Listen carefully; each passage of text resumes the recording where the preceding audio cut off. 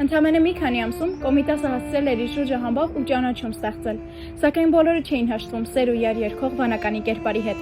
Մամուլում նույնիսկ հայտնվել էր մի հոդված, որտեղ անանուն հեղինակը նրա կարողությունները կասկածի տակ էր դնում, ակնարկելով, որ 3 տարում անհնար է երաժշտություն սովորել։ Մի օր նրա մոտ եկավ Վրդանես Փափազյանը, մի անծանոթ տղամարդու հետ։ Փափազյանը վերցրեց ջութակը և սկսեց նվագել քրդական լուր-դալուր մեղեդին։ Կոմիտասը լուր լսում էր, աչքերը հառած նվագողին, և աննկատ սպիտակ թղթի վրա նշումներ էր անում։ Երբ մեղեդին ավարտվեց, նա նստեց դաշնամուրի մոտ և նույն երգը հենց նոր գրի առած ամբողջությամբ ճիշտ հնչեցրեց և երգեց։ Ներկաները ապշած էին։ Փափազյանը հարցրեց Կոմիտասին, արդյոք նա նախկինում էր գրի առել այդ մեղեդին, իսկ Կոմիտասը ժպիտով պատասխանեց, որ նա հենց այդ պահին է գրի առել այն իր նվագի ընթացքում։ Այդ պահին անծանոթ տղամարդը կարմրեց ու խոստովանեց, որ հենց ինքն էր մամուլում Կոմիտասին քննադատող հոդվածի հեղինակը։